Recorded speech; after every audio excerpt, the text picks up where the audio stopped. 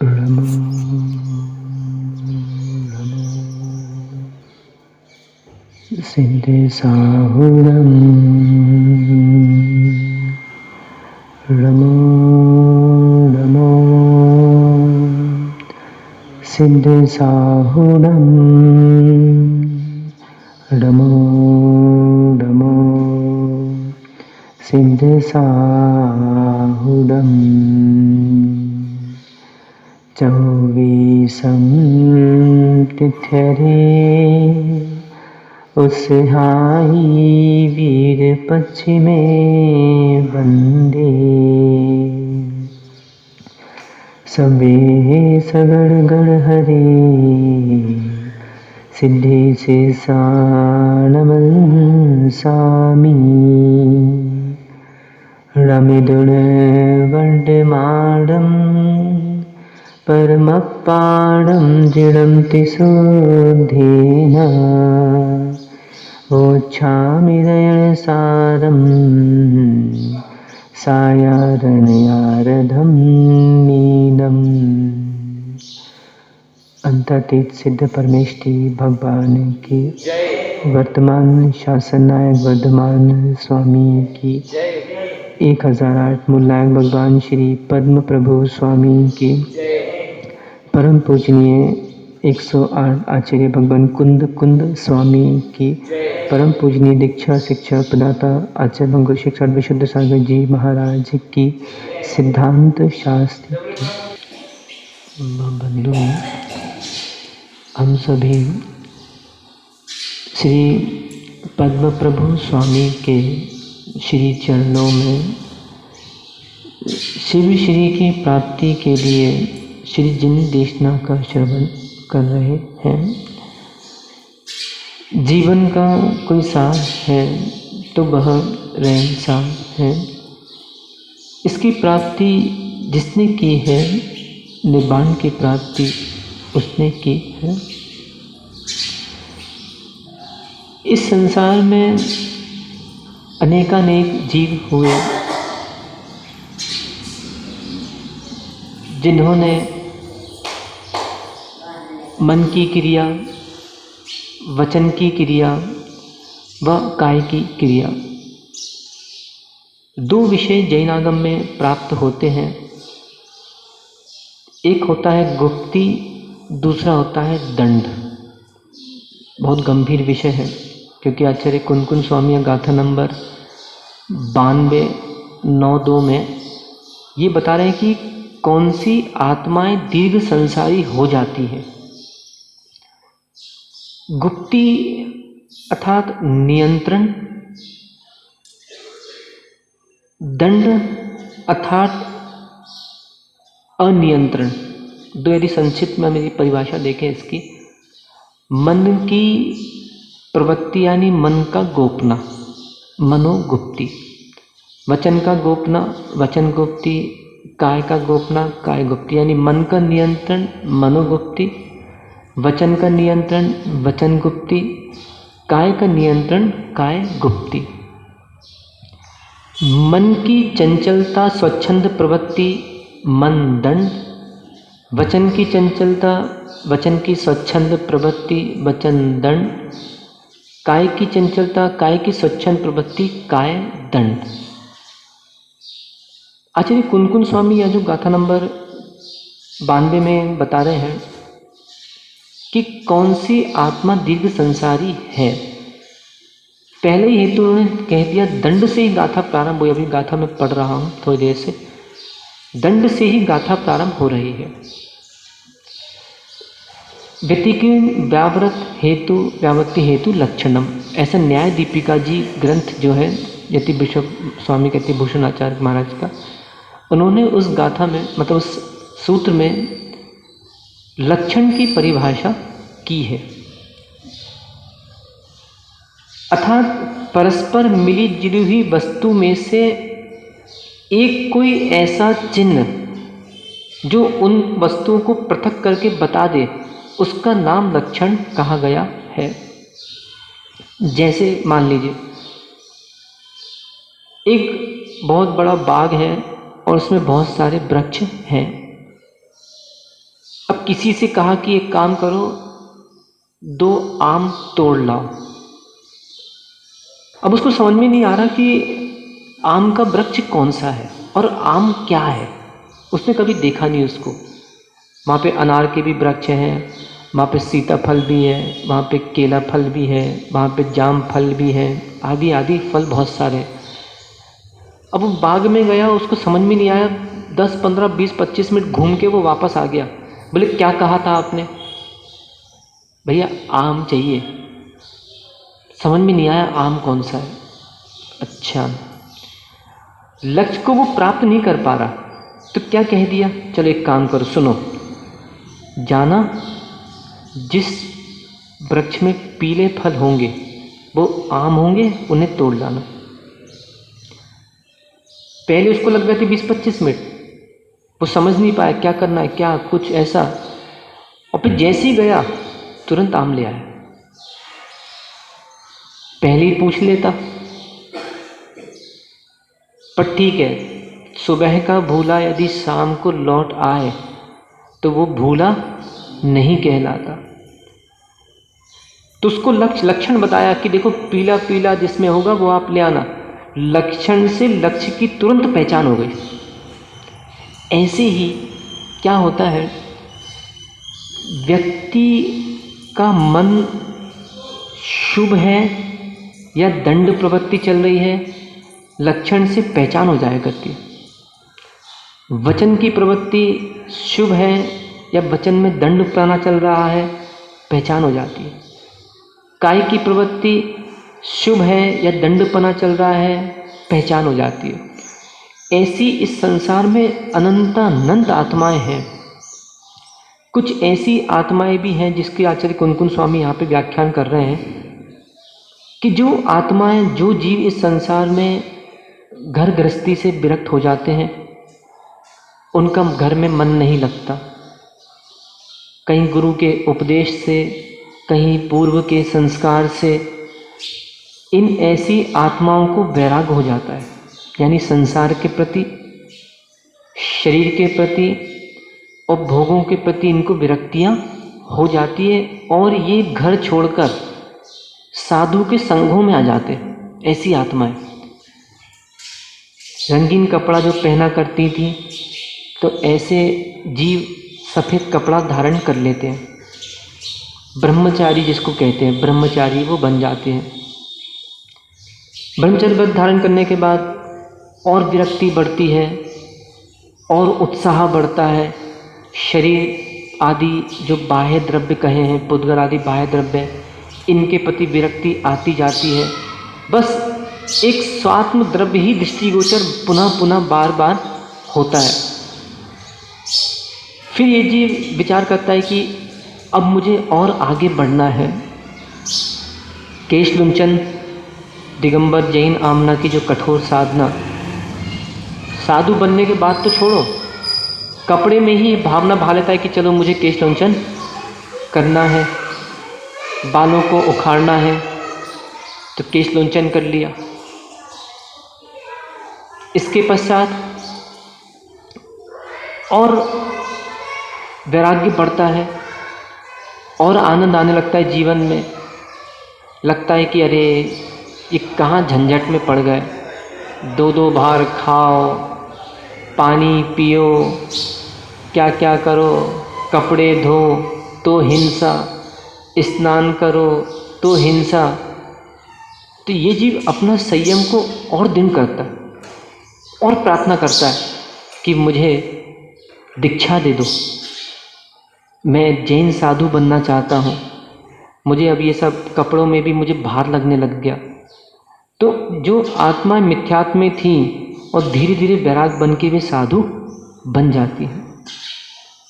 साधु बनने के बाद अब ये जो आचार्य कुनकुन स्वामी गाथा नंबर 92 में जो कह रहे हैं कि कौन सी आत्मा दीर्घ संसारी है, अर्थात यहाँ पे महाव्रतियों की चर्चा आचार्य कुनकुन स्वामी कर रहे हैं कि जीवन में यदि ये चीज़ें आ जाती हैं, संयम वैराग से प्राणी च्युत हो जाता है।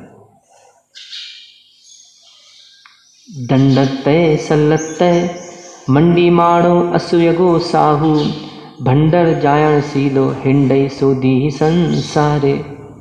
मुझे इस गाथा से पढ़ के ऐसा लगता है जैसे कुनकुन स्वामी साधुओं का व्यंग कर रहे हैं उनके साथ। जैसे घर में कभी नहीं होता, कोई बच्चा यदि धूली में लोट लगा ले या कभी गंदा होके आ जाए तो दो बातें होती हैं। कभी माँ को लगता है गुस्सा आती है, उसको थप्पड़ मार देती है, चल कहाँ लोट लगा के आया। और कभी कभी क्या करते, व्यंग करते, वाह आज तो बेटा बहुत सुंदर लग रहे हो तुम, कहाँ लोट लगा के आए हो। बस ये जो कुनकुन स्वामी यहाँ पे मंडी माणो जो शब्द कह रहे हैं कि आप महाराज आप बहुत अच्छे शोभायमान लग रहे हैं, दंड से युक्त हैं और शल्य से युक्त हैं। ठीक है, पुण्यात्माओं में चर्चा होती है कि बताओ बताओ आपने कितने व्रत किए, बताओ बताओ आपने कितना अभिषेक देखा, बताओ बताओ आपने कितने उपवास किए, और बताओ आप अपने परिणामों को कैसे शांत रखते हो, और बताओ आप कैसे पापों का आपने त्याग किया, और बताओ इस संयम मार्ग पे आप कैसे बढ़े। तो उन पुण्यात्माओं में भी कोई ना कोई एक शोभायमान होता है कि चलो ये ज़्यादा पुण्यात्मा है, ये ज़्यादा शोभायमान है। और कुछ आत्माएं पापी आत्मा होती हैं, जैसे पापियों की गोष्ठी लगती है, उसमें चर्चाएं होती हैं। बताओ तुमने कितनी चोरियां करी, कितने डाका तुमने डाले, बताओ, और किसे जिसको बोलते ना कितने गुल तुमने खिलाए। युवाओं की भाषा में युवा पीढ़ी आपस में चर्चा करती है। जैसे कभी कभी आज के समय में तो देख रहे हैं कि चलो विद्यालय महाविद्यालय में पहले चर्चा हुआ करती थी कि भाई देख देख वो लड़की तुझे देख रही है, तुझे लाइन मार रही है, ऐसी चर्चाएं पहले हुआ करती थी। आज के समय में तो ये चर्चाएं मुझे लगता है तीसरी चौथी कक्षाओं से ये चर्चाएं प्रारंभ हो गई। बस तीसरी चौथी कक्षाएं की लड़कियां या बालक बालिकाएं इतने ज़्यादा आज के समय में अनुभवी हो गए। और सबसे बड़ी बात मोबाइल, अब बेचारे करें क्या। विद्यालय में भी अभी कोरोना काल में जो विद्यालय नहीं लग पाए, लोगों ने स्कूल नहीं जा पाए बच्चेगण, तो बस मैडम भी बेटा तुम्हें प्रोजेक्ट बना के लाना है, ये मोबाइल पकड़ो। घर वालों को दे दिया कि आपको मोबाइल बच्चे को दिलाओ, वो करे। पर इतनी सारी चीज़ें आजकल मोबाइल में प्राणी चाहे नहीं तो भी वो चीज़ें उसमें आ जाती हैं। और कहीं वो चीज़ें आ जाती हैं तो व्यक्ति की आसक्ति तो रहती है, परिणाम रहती है, वो जाके उनमें और घुलता मिलता है और जाता है। तो पहले क्या होता था कि जब लड़की की शादी होती थी तो उसको सब चीज़ें उसकी माँ सिखाती थी। 20-25 साल में सिखाया जाता कि देखियो बेटा ऐसा करना है, ये करना, वो करना। आजकल कोई आवश्यकता नहीं है, आजकल तो मोबाइल सब सिखा देता। तो पता चला वो अपनी माँ की माँ बन गई। आजकल की 20 साल की कन्या, 15 साल की कन्या अपनी माँ की माँ बन जाती है। बहुत ज़्यादा उसको ज्ञान अनेक प्रकार का हो जाता है। खैर अपना विषय ज़्यादा नहीं खींच रहे। तो यहाँ पे मैं ये बताना चाह रहा हूँ कि पापियों की गोष्ठी में पापी शोभायमान होता है। चर्चाएं होती हैं कि भाई बताता है अच्छा तुम सबसे ज़्यादा पापी कहलाए, तुम सबसे ज़्यादा व्यसनी कहलाए। अच्छा बातें क्या करेंगे, देखा हमने तो अपने जीवन में इतनी शराब पी है, तुमने कहा पी, हमने तुमसे ज़्यादा पी है, हमें तो इतने गुल खिलाए हैं, तुमने कहा गुल खिलाए। हम जब कॉलेज में पढ़ते थे तो हमने तो अधिक गुल खिलाए हैं। कभी कभी जैसे गोष्ठियाँ होती हैं, तेरे पीछे कितने हैं, 2, मैं तो मोबाइल से पता नहीं, मैं तो प्रतिदिन 1 घंटा इसका, 1 घंटा इसका, 2 घंटा उसका, 4 घंटा उसका, तो मैं तो 10-10 के साथ है मेरे साथ। तो ये किसकी गोष्ठी हो रही है, ये पापियों की हो रही है। लक्षण से लक्ष्य की पहचान हो जाती। तो ये इन सभा में ये ज़्यादा शोभायमान हो रहे हैं। आज जैसे यहाँ पे इतने सारे श्रावक बैठे, सबको अपना अपना स्वयं का सब पता है। मेरी कितनी बुद्धि चलती है, मेरा जिसको बोलते हैं मेरा कितना मन कहाँ भटकता है, मेरी वचन की प्रवृत्ति कैसी है, मैं कितना गाली देता हूँ, मैं कितना सोचता हूँ, मैं कितना क्या क्या करता हूँ। इस लक्षण से लक्ष्य की पहचान हो जाती है। तो यहाँ कुंदकुंद स्वामी जो ये शब्द एक कहा यहाँ पे, मंडी माणो, अर्थात शोभायमान, आप मंडित हैं। उन मुनिराज से कह रहे हैं कि जिनके जीवन में दंड है और शल्य है, बोले महाराज आप साधु बनने के बाद भी दंड और शल्य के साथ जी रहे हो, मतलब आप तो क्या शोभित हो रहे हो। मतलब एक कुल मिला के एक लांछन दे दिया उनके ऊपर। तो देखिए एक एक करके क्रम से अपन इसका समझ लेते हैं बहुत संक्षिप्त में। दंडतय, प्राणी को जब अनंतानुबंधी मान कषाय सताती है तो इसकी प्रवृत्ति जो अच्छी चल रही थी, घर में भी देखो ना, ये सब व्यवस्था अपन घर में भी देख लो। एक महिला प्रतिदिन अच्छा भोजन बना रही है और पूरा घर चला रही है, और कहीं इसके मान कषाय का उदय आ जाए तो कहो बेचारे दिन घर वालों को भूखा मरना पड़े। कहीं भोजन भी मिल जाए तो कहो ऐसे ही रूखा सूखा उल्टा सीधा भोजन मिल जाए। ऐसी भी स्थितियाँ आई कि स्त्रियाँ अपने आप में उदास हो गई तो बेचारे पतियों को स्वयं भोजन बनाना पड़ा। अच्छा, ये पतियों के साथ भी रहता है, मानो पति पूरा घर का कार्य कर रहा है, सब कुछ कर रहा है, और कहीं पति को मान कसाई आ गई तो बेचारी स्त्री को कहो सब्जी लेने जाना पड़े, स्त्री को कहो गेहूँ पिसाने जाना पड़े। तो दंडतय, मन दंड की प्रवृत्ति। पहले सबके बारे में ये प्राणी अच्छा अच्छा सोचता था,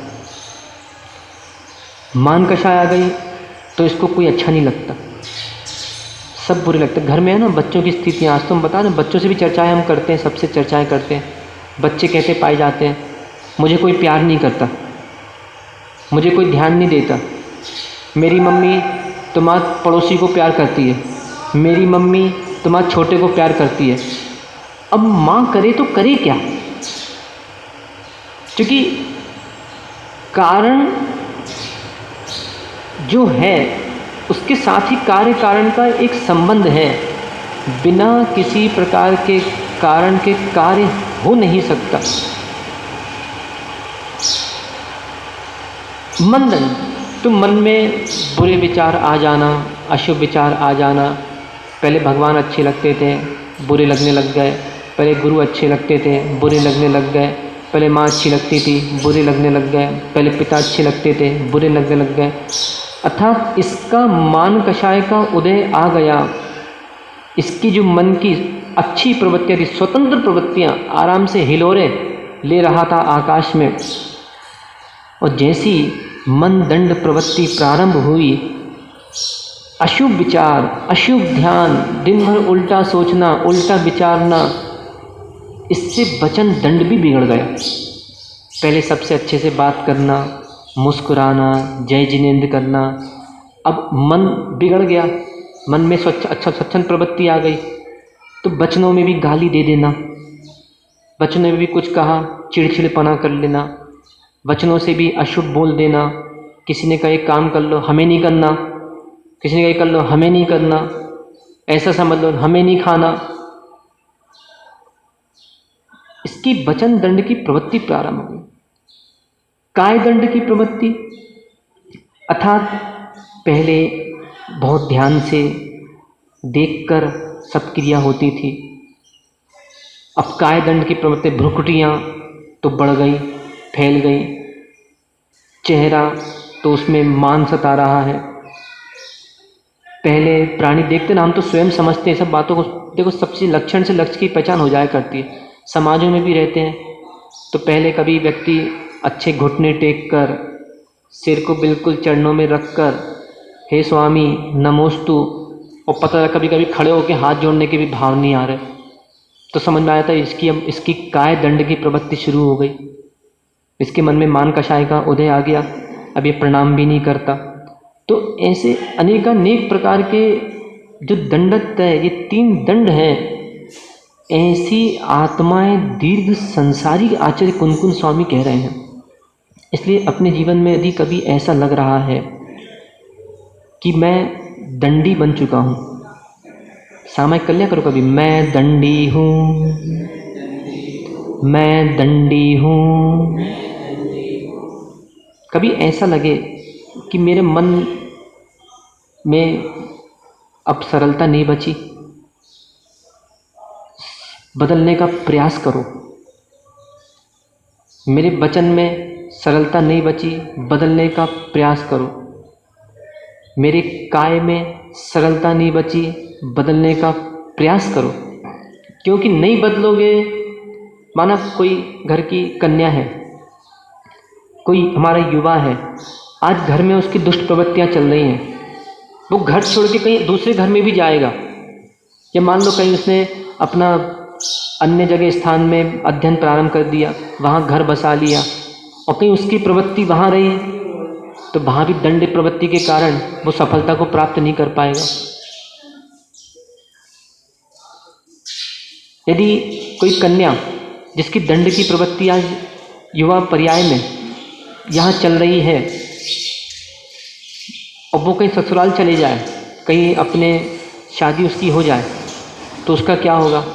ये प्रवृत्तियाँ उसकी यहाँ चल रही हैं, यही प्रवृत्तियाँ जब वो अपनी माँ से ऐसा कर रही है, तो ससुराल में जो है वो तो दूसरे की माँ है ना, उसके पति की माँ, उसके साथ भी ऐसा करेगी।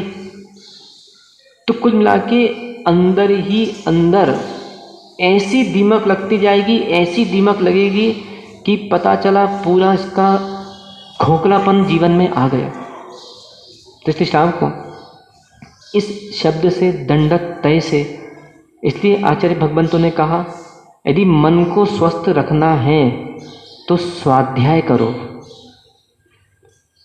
अकेले पढ़ने से कुछ नहीं होगा, तत्व चिंतन करो। अकेले तत्व चिंतन से भी कुछ नहीं होगा, क्रिया में लाओ। अकेले क्रिया में लाने से कुछ नहीं होगा, उस क्रिया को स्थिर करो। एक सी प्रवृत्ति। वास्तव में अभी हम जंगल भी गए थे, हमारी चर्चा हो रही थी कि बड़े बिरले ही श्रावक होते हैं जिनकी एक सी प्रवृत्ति होती है। किसी ने जंगल जाए तो किसी ने किसी के बारे में पूछा कि क्या बात है आजकल ये दिखता नहीं है, आदि आदि। तब फिर हमने बताया उनको, मैंने कहा देखो भाई, बहुत बिरले चातुर्मास होते हैं कि जिसमें जो श्रावक साधु के साथ पहले दिन से लग गए और अंतिम दिन साधु को छोड़े। अर्थात जैसे माना कि कोई जंगल जा रहा है प्रारंभ से, तो वो जंगल कब तक जाएगा? अंत तक, दिवाली तक। उसने जंगल जाना प्रारंभ किया था गुरु पूर्णिमा पे, और दिवाली तक वो साधु के साथ कमंडल पकड़ के जंगल तक जाए। करोड़ों में एक। किसी ने गुरु पूर्णिमा पे साधु की वैयावृत्ति करना प्रारंभ किया था और वो पूरा दिवाली तक साधु की वैयावृत्ति में आए। करोड़ों में एक। किसी ने गुरु पूर्णिमा में साधु को आहार देना प्रारंभ किया था और वो दिवाली तक बराबर आहार दे। करोड़ों में एक। मुझे तो बड़ा आश्चर्य कि ये मुझे मतलब कहने में बड़ा वो लग रहा है कि महवा में एक भी ऐसा युवा या एक भी ऐसा पुरुष नहीं है जिसकी मैं पीठ ठोक सकूं कि चलो किसी ने साधु को गुरु पूर्णिमा पे पकड़ा था और गुरु पूर्णिमा से लेकर इसने दिवाली तक साधु को आहार दिया। हाँ, महिलाओं की और बालिका मंडल की जितनी प्रशंसा की जाए बहुत कम है, क्योंकि जो बालिका मंडल के परिणाम पहले दिन आहार देने के थे, आज भी वो ही परिणाम है। मतलब वो ही भक्ति है, वो ही श्रद्धा है। नहीं तो आदमी एक एक मिनट में उदास हो जाता है। महिलाओं ने जो पहले दिन से चौका लगा के आहार देने का भक्ति श्रद्धा है, वो आज भी उनके अंतरंग में है। लेकिन साधु को मैं पुनः कह रहा हूँ, साधु रोटी का भूखा नहीं है। यदि रोटी का भूखा है तो वो साधु नहीं, क्योंकि ये रोटी के भूखे भिखारी होते हैं। साधु को तो श्रद्धा चाहिए है, साधु को समर्पण चाहिए है, साधु को प्रेम चाहिए। साधु और रोटी का भूखा नहीं है। हाँ, प्रेम की कच्ची रोटी भी अच्छी लगती है। और प्रेम ना हो, घरों में भी देखो ना, कहीं पति पत्नी का आपस में प्रेम ना हो तो वो कितनी बड़ी बड़ी अच्छी, जिसकी आपकी भाषा में बोलते हैं डिश, कितनी अच्छा बना लो, कुछ भी बना लो, पति उस पर लात मार के निकल जाता है। तो कुल मिला के सार इतना है, प्रवृत्ति बदलने का प्रयास करो। एक छोटा सूत्र याद कर लो, मुझे याद आ रहा है, बदला मत लो, बदल जाओ। बदला मत लो, बदल जाओ। आज देखो, विभीषण ने रावण को समझाने का बहुत प्रयास किया था कि भैया पहले आपने गलती की है,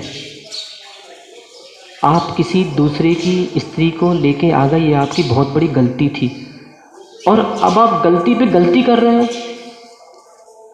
पहले आप उनकी कन्या को, स्त्री को लेके आ गए, चलो आपने गलती कर दी, कोई बात नहीं। अब आप जिससे लेके आ उससे लड़ना चाहते हो। देखो भैया, मत लड़ो, समझो बात को, निकल चलो। सीता सती है, महापुण्यात्मा है, उसको आप वापस कर दो। परंतु क्या करें, रावण का जो मान था, जो दंड प्रवृत्ति थी, उसके भाई ने समझाया, उसके भाई के समझने आने पर भी उसको नहीं समझ में आया। ये कोई नियत नहीं है कि किसको किसके द्वारा समझ आ जाए। अपने भी कभी समझकर ना समझ बन जाते हैं, फिर परायों के हाथ जोड़ना पड़ते। विभीषण ने रावण को समझाया कि भैया आप गलत कर रहे हो, अभी भी समय, आप साता रखो, अपने आप को बदलो। पर वो ये सूत पे जी नहीं पाया। कौन सा? बदला मत लो, बदल जाओ। उसके अंतरंग में तो ये परिणाम थे कि मुझे बदला लेना ही है, मतलब गलती पे गलती। उसका फल क्या मिला? बेचारा युद्ध में मारा गया। कितने, क्या अकेले लक्ष्मण जी ने समझाया होगा? ये तो चलो अपन ने, लक्ष्मण मतलब विभीषण ने, ये तो खैर अपन ने चलो पुराणों में पढ़ लिया। विभीषण किस में प्रसिद्ध हुए मालूम है आप लोगों को? मालूम है किस में प्रसिद्ध हुए विभीषण? निशंकित अंग में प्रसिद्ध हुए हैं। रत्नगण शापकाचार के अनुसार अलग जिनेन्द्र उसका आता है, अंजन चोर का भी आता है। और इसमें बृहद द्रव संग्रह जी में विभीषण प्रसिद्ध हुए निशंकित अंग में, क्योंकि जब उन्होंने देख लिया था कि नारायण कौन था? लक्ष्मण जी। प्रतिनारायण कौन था? रावण जी। अब देखा, जी किसी ने नहीं लगाया। महाराज, जैसा व्यक्ति काम करता है उसको वैसा ही सम्मान दिया जाता है। घर में भी देखो ना, कभी कभी जब अच्छी बहू आ जाए, जो सास की सेवा करे, घर को पूरी जिम्मेदारी से काम करे, उसको भी बहू रानी कहते हैं। और जो सास से बिल्कुल 36 का आंकड़ा रखे, जो सास की बिल्कुल सेवा ना करे, उसको चुड़ैल कहते हैं। जी कहा जाता है, देखो चुड़ैल आ गई, पूरा घर बर्बाद कर दिया चुड़ैल ने। और जो घर को बिल्कुल अच्छा कर दे, तो क्या उसके लिए कैसे शब्द निकलते हैं कि देखो हमारे घर में तो बहू रानी आई हैं, और जब से बहू रानी आई हैं घर हमारा कितना शोभायमान हो रहा है, सबके परिणाम निर्मल हैं, सब अच्छा अच्छा चल रहा है। तो इसमें कोई बुरा लगने वाली बात नहीं है। कभी कभी जैसे कोई पापी है, उससे कहते तुम पापी हो, तो हम तो है ही ना। कोई बुरा है, उससे कह दो तुम बुरे हो, तो हम तो है ही ना। इसमें बुरा लगने की वाली बात क्या है? परंतु क्या करें, जब मान कषाय का तीव्र उदय आता है तो आदमी जो है वो भी सुनना नहीं चाहता। सुना ना, काने से काना नहा कहियो हो जय है रूठ, और धीरे धीरे पूछ लियो कैसे गई है फूट। बस वही वाली कहानी है। काने से काना मत कहो। अरे तू काना है तो काना है ही, और काने कहाँ जा रहा है? अब वो भड़क गया, अरे काना मत कहो। इसलिए जीवन में कभी भी ध्यान रखें, नए सापेक्ष जीवन जीना बहुत आवश्यक है। जिनकी बुद्धियां दुर्बुद्धियां हो गई हैं, वे फुग्गे की तरह सुई लगती है और फूट जाते हैं। तो अपने को अपना जीवन ऐसा नहीं बनाना, क्योंकि अभी जीवन बहुत विशाल है और एक एक समय बहुत कीमती है। और खासकर मैं बता रहा हूँ 2/3 त्रिभाग में आयु बंद होता है। 40 साल के बाद बहुत सावधान रहने की आवश्यकता है। ये बचपना 40 साल के पहले तक खूब चलेगा आपका, जो करना सो करो। 40 साल के बाद बहुत सावधान होने की आवश्यकता है। क्यों? क्योंकि आयु कर्म का बंध जीव को कभी भी हो सकता है। छोटा दृष्टांत दे दूं क्या? मानो किसी ने, कोई व्यक्ति 70 वर्ष की आयु लेके आया है, कोई निश्चित तो है नहीं कौन कितने लेके आया। अब 70 को 3 भाग करो, करो करो 70 को 3 भाग दो 3 से, कितना आता है? 23 मान लें। चलो 23 मान लेते हैं। 23, 23 और 23, एक कम है, कोई बात नहीं। 2 23 को जोड़ दो तो कितना होता है? 46। जब 46 साल इसके निकल जाएंगे तो पहला इसके जीवन में अपकर्ष काल आएगा, अर्थात आयु कर्म का बंध इसको होगा। जैसे परिणाम इसके होंगे उस समय, वैसा इसको बंद हो जाएगा। ऐसे जीवन में 8 अपकर्ष काल आते हैं। 46 साल में पहला अपकर्ष काल इसके जीवन में आएगा। यदि उस समय इसको आयु कर्म का बंध प्राणी को नहीं हुआ तो जितनी बची आयु है, कितनी? 23 साल। अब 23 के पुनः 2/3 भाग अपने को करना होगा। फिर 2/3 भाग करो 23 साल के, करो करो 8 8 8 8 16। फिर जब इसके 16 साल हो जाएंगे और फिर इसको पुनः अपकर्ष काल आएगा। उस समय भी इसको आयु बंद नहीं हुआ तो जितना समय बचा उसको भाग दो। ऐसे करते करते 8 अपकर्ष काल इसके जीवन में आते हैं। और यदि उस समय भी आयु बंद नहीं हुआ तो मरण के पहले आयु बंद होकर फिर जीव अपना मरण करता है। तो अपने आप को संभालने की बहुत बहुत आवश्यकता है। बाबू भैया, जितने वृद्ध हैं जिनकी उम्र 40, 45, 50 उम्र हो रही है, अब उनको, दुनिया को तो छोड़ो, अपने मन बालक को संभालने की बहुत आवश्यकता है। पुराना कोई नहीं देखता भैया। बड़ी बड़ी फैक्ट्री में भी काम करो ना। अभी कुछ दिन पहले आपको याद होगा, बहुत बड़ा वित्त मंत्री पकड़ा गया था। रात को 9, साढ़े 9 बजे जाके, और हमने तो स्वयं उस समय बयावती करके, जब हम पन्ना में थे उस समय नीचे उतरे तो लोगों ने वो बात बताई। पूरे घर को घेर लिया उसके। कभी कभी देखते ना, जिसको बोलते हैं घोटाला, बड़े बड़े नेता जो करते थे चारा घोटाला आदि आदि, तो क्या होता है, वर्तमान देखा जाता है। आपने पूर्व में कितनी पूजाएं करी, आपके पूर्व में कितने परिणाम रहे। हम तो माता पिता की सेवा करते थे, हम तो ये करते थे, वो करते थे, अब बाद में धक्के मार के बाहर निकाल दिया। तो आपका वो जो धक्का है ना, वो धक्का गिना जाएगा आपका। आप क्या करते थे उसका इतिहास नहीं बनता। अब जैसे रावण के बारे में अपन थोड़ी सी चर्चा करें। रावण ने पहले इतनी भक्तियां करी। अच्छा, रावण पहले ऐसा नहीं था। आपको एक छोटा सा कथानक याद आ रहा होगा, मुझे उस पात्र का नाम थोड़ा सा याद नहीं आ रहा, कनकमाला या कोई पात्र है। जब रावण को लंका पे चढ़ाई करना थी तो वहाँ पे ऐसा परकोटा और बहुत सारे विद्याएं थी, तो रावण वहाँ जा नहीं पा रहा था।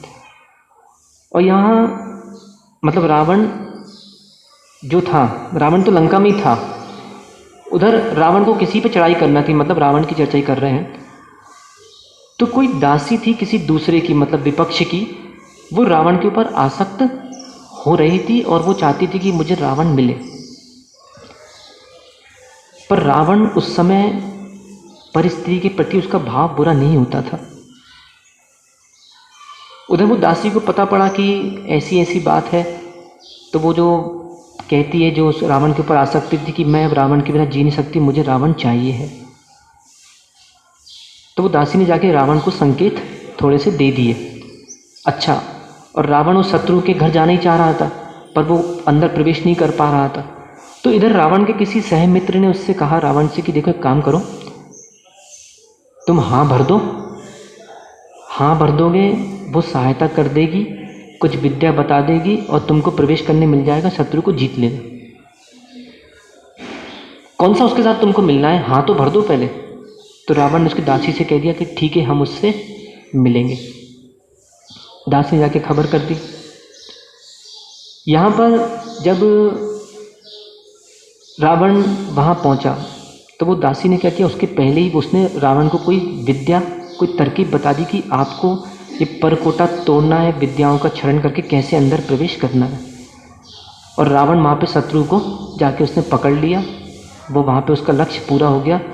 वो स्त्री जब रावण के पास आई, रावण ने क्या बोला था मालूम है कि देखो तुम शादीशुदा हो और शादीशुदा स्त्री पर को देखे तो ये अच्छी बात नहीं है, क्योंकि तुमको अब लीगल टिकट मिल चुका है, लीगल परमिट है तुम्हारे पास। और लीगल परमिट होने के बाद सीधी बात है कि यहाँ तो देखो ऐसा चलता है, यदि एक ट्रेन की टिकट तुम्हें मिल गई और दूसरी ट्रेन में बैठोगे तो टीसी या तो धक्का मार के बाहर फेंकता है और या फिर वहाँ के लोग तुमसे लड़ेंगे। तो बिल्कुल वैसे ही तो रावण ने क्या किया कि देखो तुम्हारा पति है और मैंने मात्र तो इसलिए कहा था कि मुझे उसका जो मान था, घमंड था, उससे मुझे जीतना था, और अब देखो अपने पति के साथ जीवन जियो, मैं तुम्हें नहीं छू सकता। पर क्या करें, ऐसा उसका उदय आया कि बाद में उसने सीता का हरण कर ही लिया। तो मन दंड, इसलिए कभी भी अपने जीवन में प्रवृत्ति आए बदलो। और जितने वृद्ध लोग हैं मैं उनसे पुनः कह रहा हूँ, अब घर में बिल्कुल कषाय करना बंद करो, बड़ बोलने की आदत जो है बंद करो, और मन जो चलायमान है इसको ग्रंथों में लगाओ, ध्यान करो। ध्यान नहीं कर रहे इसलिए दुर्ध्यान बन रहा है। महाराज जी मन प्रसन्न नहीं रहता, महाराज जी धर्म में मन नहीं लग रहा, महाराज जी क्या करें, कहीं आत्महत्या कर ले, क्या करें? ध्यान कर ले भैया। ये दो हाथों से भगवान ने दिए, अपना गला घोटने की अपेक्षा इन दो हाथों को हाथ पे हाथ रख के ध्यान तो करो।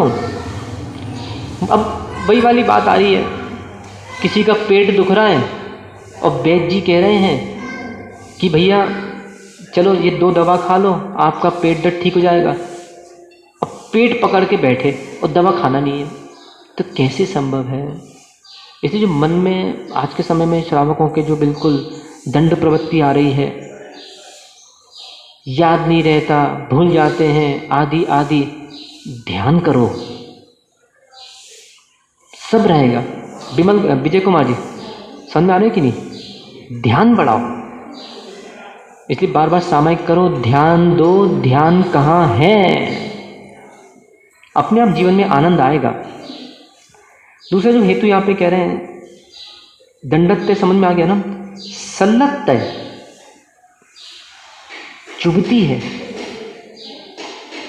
आज देखो 100 में से 99 प्राणी सल्ले में अपना जीवन जी रहे हैं, इनके जीवन में चुभन होती है, अंदर ही अंदर मोंगे लगेगा बाहर, पर अंदर कितनी चुभन है ये इसको स्वयं पता है। कारण क्या है?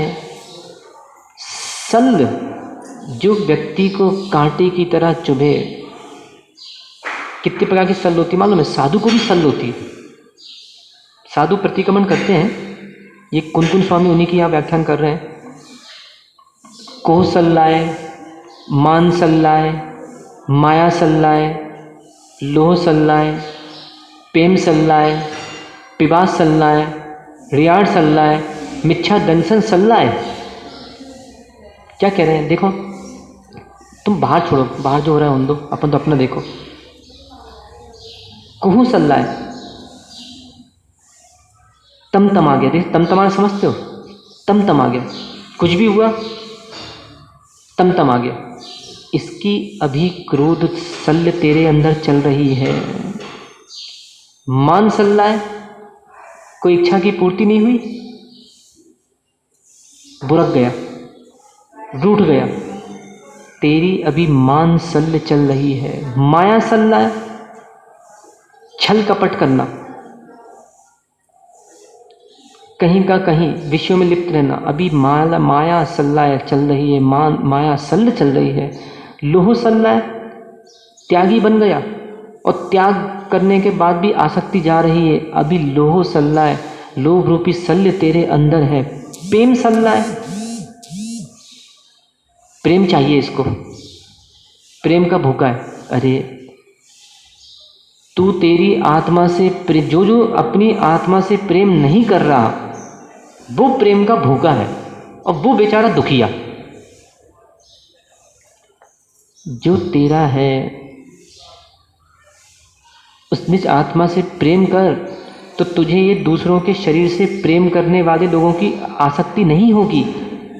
ये मुझसे प्रेम करें, ये मुझसे बातें करें, ये मुझसे ध्यान दें, ये मेरा ऐसा करें, ये मेरा वैसा करें। देखें, साधु जीवन, साधु कभी ये सब विचार नहीं करता। क्योंकि साधु जब घर छोड़ के आया था, ना उसके साथ कोई 4-6 लोग आए थे, ना उसके साथ कोई दिया गया था। दीक्षा भी जब होती है तो गुरु पिछी कमंडल देते हैं, यही दे दे कि चलो आपकी दीक्षा हो रही है, ये भक्त ले जाओ, तो ये आपका ध्यान रखेगा, आपको रोटी पानी खिलाता रहेगा, आपकी सेवा करता रहेगा, आपका तेल मर्दन करते रहेगा, आपको खुश रखेगा। नहीं, वहाँ तो ये कहते हैं कि भैया अब दुनिया के अनुराग का त्याग करो, एको हम की सामायिक में लीन हो जाओ। तो क्या कह रहे हैं? कोहू सल्ला है, प्रेम सल्ला है, प्रेम सल्ला, पिपासा सल्ला है। पिपासा सल्ला होती है कि माना त्याग कर दिया, और त्याग करने के बाद पुनः उसकी आसक्ति होना, पुनः उसमें जाने का भाव होना, पिपासा सल्ल है। लोह सल्ला है, प्रेम सल्ला है, पिपासा सल्ला है, मान सल्ला है, माया सल्ला है। तो ये जो सल्ल है, कुनकुन स्वामी क्या कह रहे हैं कि यदि ये सल्ल जीवन में है, ऐसी आत्मा दीर्घ संसारी होंगी। इनका कितना ही साधना है, वो तो वही वाली बात रही, किसी माँ ने बड़ी मेहनत से 50 लोगों का आटा गूंदा, बहुत गूंदा, आटा गूंदा, और धोखे से कोहनी लग गई और बेचारे जग का पानी उस आटे में चला गया, पूरा आटा पिलपिला हो गया, फेंकना पड़ गया। ऐसी ही कठोर साधना की सब कुछ की, और कहीं जीवन में मान कसाय भड़क गई, कहीं दंड आ गया, कहीं सल्लत्र आ गया। इसने अपने जो अच्छा आटा बनाया था उसमें इसने अपनी कोहनी से ही पानी डाल दिया। माया सल, मिथ्या सल, निदान सल। मैं साधना कर रहा हूँ, इसका फल मुझे सौधर्म इंद्र पद मिल जाए। मैं साधना कर रहा हूँ, इसका फल मुझे चक्रवर्ती पद मिल जाए। वास्तव में क्या होता है? साधु पद है तो मोक्ष का हेतु, रत्नत्रय, पर ये जो सल्ल हो जाती है, इस सल्ल के कारण फिर ये जो साधु होते हैं यही बड़े पद को प्राप्त करते हैं। कहीं चक्रवर्ती बन गए, कहीं नारायण बन गए, आदि आदि। और भी इसमें जो व्याख्यान है अपन इसको कल पुनः समझेंगे। असूआ, भंडण, जायण, इन सब की व्याख्यान आचार्य कुनकुन स्वामी समझेंगे। अच्छा संक्षिप्त में देख लें। असूया मतलब ईर्ष्या। ईर्ष्या किसको होती है? देवरानी को जेठानी से, पड़ोसन को पड़ोसी से, पति को पत्नी से, बहन को बहन से, भाई को भाई से, साधु को साधु से। तो ऐसे अनेक प्रकार की ईर्ष्याएं उत्पन्न हो जाती हैं जीवन में। ये ईर्ष्याएं क्यों हो जाती हैं? बस इन्हीं की सब तारीफ करती हो, यही सब करती हैं, हमारा कुछ नहीं है। अच्छा, उसके अच्छे नंबर आ गए, उसको भेंट दे दी, हमको कुछ नहीं दिया। तो ये जो जीवन में प्रतियोगिता आ जाती है, जैसे लोह सल्ला है, जैसे लोभ कषाय अधिक जीवन में आ जाती है, इसके कारण एक व्यक्ति घर में अपना स्वयं का हिरास करता है और दूसरों का हिरास कर लेता है। इसलिए देखें, कभी भी जीवन में ईर्ष्या परिणाम लाना मत। एक ट्रकों में पढ़ा होगा ना, ट्रकों में क्या लिखा रहता है? जलो मत, जलो मत, बराबरी करो। ट्रकों में क्या लिखा रहता है, कभी पढ़ा हुआ रास्तों में, जलो मत बराबरी करो। मतलब हम जा रहे हैं तो तुम हमें देख के जलो मत, तुम भी बराबरी करो।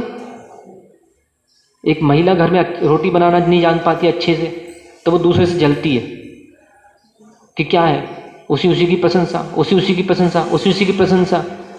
तुम अच्छा करने लगो, कल तुम्हारी प्रशंसा मिलेगी। कुल मिला के प्राणी जो अपना चिंतन दूसरे को देखने में लगा रहा, अपनी सुधार में लगा ले, आपके गुणों में प्रशंसा होगी। तो असूहा परिणाम वाले दीर्घ संसारी होते हैं। भंडर से ग्रहण करना झगड़ा देखें, निरपराधियों से भी झगड़ा होता है, अपराधियों से भी झगड़ा होता है। यहाँ आचार्य कुनकुन स्वामी कह रहे हैं कि झगड़ा करने से दीर्घ संसारी होते हैं। किसकी व्याख्यान कर रहे हैं? धर्मात्माओं से। नहीं तो राम जी ने रावण के साथ झगड़ा किया, आज कहाँ हैं? बोलो राम जी कहाँ हैं? मोक्ष चले गए। इंद्रजीत मेघनाथ ने झगड़ा किया, आज कहाँ हैं? मोक्ष चले गए। तो यहाँ किसकी व्याख्यान कर रहे हैं? जो अपराधी हैं, अर्थात उनसे झगड़ा करने से तो ये तो क्या होता है, दया के कारण झगड़ा किया जाता है। कभी कभी देश रक्षा, विरोधी हिंसा श्रावक करता है। परंतु धर्मात्माओं से झगड़ा करना, अर्थात पता चला साधु बनने के बाद भी झगड़े के भाव आ रहे, क्योंकि संस्कार थे ना आपके पुराने। वो संस्कार क्या होता है, कभी कभी संघों में आड़े आ जाते। आपके संस्कार थे तो वो आपके आड़े आ गए, तो आपने अपनी जो प्रवृत्ति थी पुरानी, वो आपने संघों में अपना जोश दिखाना प्रारंभ कर दिया, अपना तूफान दिखाना प्रारंभ कर दिया। तो इससे क्या हो रहा है, ऐसी आत्मा दीर्घ संसारी होंगी। जायशीलो, अंतिम बता रहे हैं, याचक, पता चला साधु बन गए। अरे सुनो, अरे हमें ढोकला बहुत अच्छा लगता है, कल हमारा ढोकला बना लियो, का है? और हाँ सुनो, ध्यान रखियो, इमली की चटनी जरूर बना दियो, बिना ऊके हम घर में नहीं खाते। देखो घर में हम थे तो हाँ बिल्कुल रफ एंड टफ रहते थे, बिल्कुल हमारा कमरा, हाँ ध्यान रखना, अच्छा गद्दे वद्दे बिल्कुल सब रहना चाहिए। तो पता चला कि याचक बन गए। अरे साधु को तो एक की ही याचना होती है, दुखक कहो, कम्मक खाओ, बोही लाओ, सुगई गमनम, समहाई मरणम, जिन गुण संपत्ति होदु मध्यम। साधु एक ही चीज़ मांगता है बस, कि हे भगवान कुछ नहीं चाहिए है, जिन गुण, आपके गुणों की संपत्ति चाहिए, बाकी को तो मैं लात मार के आया हूँ। तो इसलिए याचकशील हिंडई, ऐसा जो जीव है वो दीर्घ संसारी। पुनः सुन ले इसका ऑप्शन है, जो साधु 3 दंडों से संलग्न, 3 शल्यों से शोभायमान है, ऐसा ईर्ष्यावान, कलहवान, याचनाशील, वह दीर्घ संसार में भ्रमण करता है। अब श्रावक इस बारे में चिंतन कर लें कि जब साधु के परिणाम ऐसे हो सकते हैं, और कुनकुन स्वामी कह रहे हैं कि ये साधु ऐसा दीर्घ संसारी हो सकते हैं, तो जो श्रावक 24 घंटे इसमें रचे पचे हैं उनका क्या होगा। इसलिए अपने जीवन में ये सब पूरी चिंता समझ में आई हो चाहे ना आई हो, क्योंकि चिंता ही तो है ये। क्यों? जो व्यक्ति जहाँ लीन है उसे उधर से उससे निकालना उसको चिंता लगती है, मैं कैसे निकलूँगा, मैं क्या करूँगा। तो इस प्रकार अपने जीवन में कुछ समझ में आया हो चाहे ना आया, तो इतना ज़रूर समझ लेना, बदला मत लो, बदल जाओ। दुनिया से बदला लेने का प्रयास मत करो, अपने आप से बदला लो और अपने आप को बदलने का प्रयास करो, तो अवश्य जीव रक्षा होगी, निर्वाण की प्राप्ति हो जाएगी। रक्षा करो जीव की रक्षा करो, जीव की रक्षा करो जीव की रक्षा करो। यदि नहीं की रक्षा जीव की तो चलती रहेगी दुकान। कर्म अजीब की भगवान आदिनाथ स्वामी की।